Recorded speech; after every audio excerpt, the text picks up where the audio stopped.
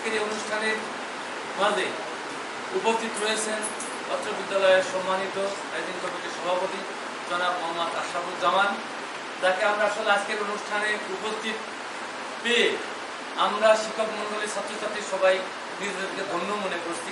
আরও উপস্থিত রয়েছেন অত্র বিদ্যালয়ের ম্যানেজিং কমিটির অন্যান্য সদস্য মন্ডলী, অভিভাবক বৃন্দ, শিক্ষক মন্ডলী এবং আমার প্রিয় ছাত্রছাত্রী, সবাইকে আমার শুভেচ্ছা, সবাইকে আমার সালাম। আসলে এই অনুষ্ঠানটা বাঙালি জাতির জন্য একটা বেদনাদায়ক এবং অশ্রুপাতের দিক।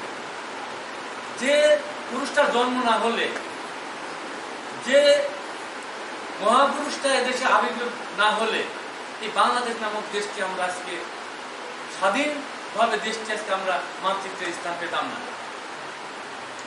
সেজন্য কবির ভাষায় বলতে হয়, যতদিন রবে পদ্মা মেঘনা গৌরী যমুনা বহমান, ততদিন রবে স্মৃতি কুমার শেখ মুজিবুর রহমান। আসলে এই দিনটি আসলে আমরা পালন করি শুধুমাত্র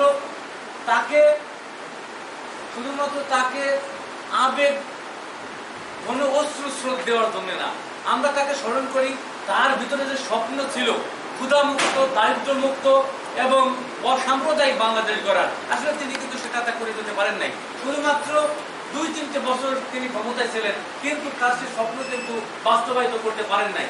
সেই স্বপ্নকে যদি আমরা বাস্তবায়িত করতে পারি, শুধুমাত্র এই দিন থেকে আমরা উদযাপন করি, আমরা ব্যস্ত হব না।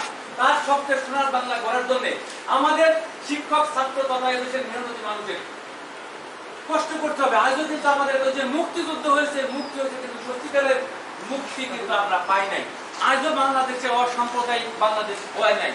আজও বাংলাদেশে কিন্তু স্বাধীন পতাকা উঠতে গেলে বাধা আসে।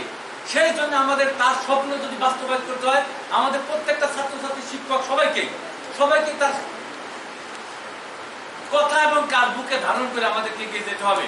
আসলে আমরা সত্যি ধন্য যে এই বিদ্যালয়টি অনেক পূর্বে প্রতিষ্ঠিত। আমার বাড়িও এখান থেকে অনেক দূর।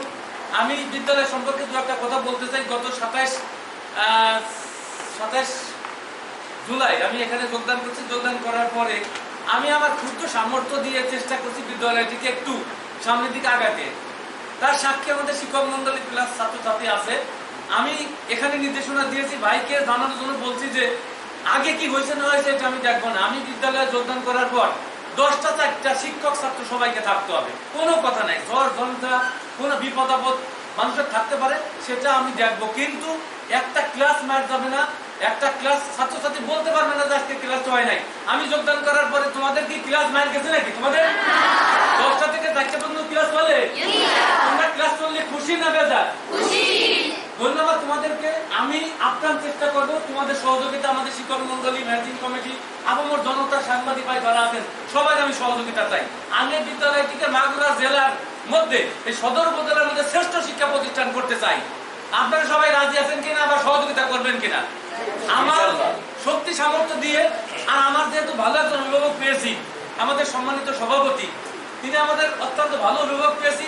এই প্রতিষ্ঠানের কোনো কিছু তার কাছে আমরা মুখ দিয়ে কিছু চাবো না। আমি প্রধান শিক্ষক হিসেবে আমি চাওয়ার আগে অনেক কিছু দিতে চাইছে এবং অনেক কিছু হবে।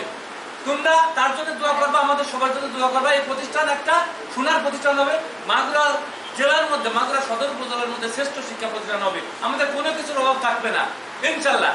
তো সেই আশাবাদ ব্যক্ত করে আজকে যেহেতু ভাইয়ের অনেক প্রোগ্রাম রয়েছে, জাতীয় প্রোগ্রাম, এটা শুধুমাত্র কাটাখালী স্কুলের প্রোগ্রাম না, এটা আপনাদের তোমাদের মাঝে আমার কথা বলার যে সুযোগ দিয়েছে তার জন্য আমি কৃতজ্ঞ। আজকে এই প্রতিষ্ঠানের প্রধান অতিথি এবং ম্যানেজিং বোর্ড এবং অভিভাবকবৃন্দের এবং আমার ছাত্রছাত্রী যারা আছে সবাইকে আমার এবং আমার পরিবারের পক্ষ থেকে আমি কৃতজ্ঞতা জ্ঞাপন করছি। আসলে যাকে নিয়ে আমরা কথা বলতে চাচ্ছি বা যাকে নিয়ে আমরা এখানে উপস্থিত হয়েছি, সে 1975 সালে যখন ফজরের আজান হয়, যখন কাক ডাকা সকাল, যখন আজান হচ্ছে হায়াত ফলা, ঠিক তখনই আমাদের জাতির জনক বঙ্গবন্ধুকে, তাকে না, তার সহপরিবার সহ তার আদার্স যেগুলো আত্মীয় স্বজন, কাকা, মামা, ফুপু, এরকম যে ওই রাত্রে 22 জনকে মেরে ফেলে দেওয়া হয়। 22 জনকে মেরে ফেলে দেওয়া হয়। শুধু মেরে তারা ক্ষান্ত হয়নি। শেখ কামালের ওয়াইফ, উনি ছিল গর্ভবতী, 7 মাসের গর্ভবতী। সে বাচ্চা পর্যন্ত পেট পাড়ায় ডেলিভারি করে দেওয়া হয়েছিল। মানুষের মৃত্যু, খুন করার বিভিন্ন ইয়ে আছে, কিন্তু যারা আপনারা অনুধাবন করেন যে একটা বাচ্চা এখনো পৃথিবীর ভূমিষ্ঠ হয়নি, তাকে ডেলিভারি করে দেওয়া হয়েছে পাড়ায়। এবং শেখ রাসেল যখন তার বয়স 4 বছর, তাকেও হত্যা করা হয়েছিল। শুধু হত্যা করে ক্ষান্ত হয়নি, এই হত্যার বিচার যাতে না হয় এই কারণে বাংলাদেশের একটি কালো অধ্যায়, ইন্ডিপেন্ডেন্ট অধ্যাদেশ জারি করে এই হত্যার বিচার কিন্তু রোধ করা হয়েছিল। আমাদের দেশে প্রচলিত যে আইন আছে, সেই আইনে যে কোনো ব্যক্তি মারা গেলে, অপমৃত্যু হলে তার বিচার হবে, এটাই বাস্তবতা। রিকশাওয়ালা বলেন, এখন চোর বলেন, ডাকাত বলেন, খুনি বলেন, যেই মারা যাক না কেন তারই বিচার হয়। শুধু বিচার হয়নি, 30টা বছর আমার জাতির জনক বঙ্গবন্ধু, যার জন্ম না হলে এই দেশ স্বাধীন হতো না। যে ব্যক্তি 26শে মার্চ বক্তব্যের মাধ্যমে সারা পৃথিবীর নজিরবিহীন ঘটনা, যাদের হাতে কিছুই নেই তারাও কিন্তু কামানের সামনে এই বাঁশ নিয়ে দাঁড়িয়েছে। তাদের মাথায় কিন্তু জ্ঞান নেই যে কামানের কাছে, বন্দুকের কাছে এই বাঁশের লাঠি নিয়ে দাঁড়ানো যায় না। শুধুমাত্র বঙ্গবন্ধুর ভাষণে তারা উজ্জীবিত হয়ে তারা কিন্তু দেশ রক্ষার জন্য, পৃথিবীর ইতিহাসে বাংলাদেশ একমাত্র দেশ যে 9 মাসে এই দেশ স্বাধীন হয়েছিল। এটা পৃথিবীর আর কোনো দেশে এটা সম্ভব না। আজকে তার 2টো কন্যা বেছে নিয়েছিলেন, যে কোনো কারণে, যে কোনোভাবে আল্লাহ তাদেরকে রক্ষা করেছিল। তারা ছিল দেশের বাইরে। আর এই কারণে আজকে জাতির জনক বঙ্গবন্ধু কন্যা, আমাদের জননেত্রী শেখ হাসিনা আজকে প্রধানমন্ত্রী, যে সে কিন্তু তার কিছুই নাই। তার ভাই নেই, বোন নেই, মামা নেই, কাকা নেই, কেউ নাই। তারপরে এই দেশের জন্য সে সকালে উঠে হজরত থেকে শুরু করে, হজরের কোরআন তেলাওয়াত করে তার দিন শুরু করে, এবং সারাটা দিন এই মানুষের কল্যাণের জন্য সে চেষ্টা করে।